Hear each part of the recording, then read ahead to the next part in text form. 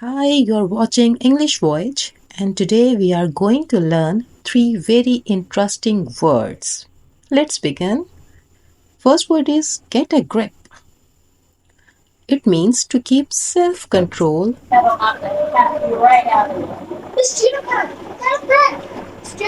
It's me. Our second word is come to grips with.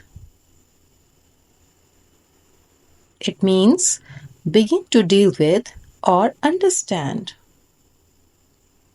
For example, I have failed to get the grips with the problem means you are failed to get the grips with the problem.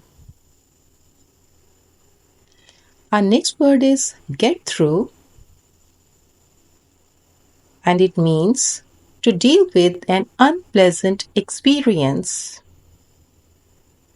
For example, finally, she got through her exam after a tiring month of stress.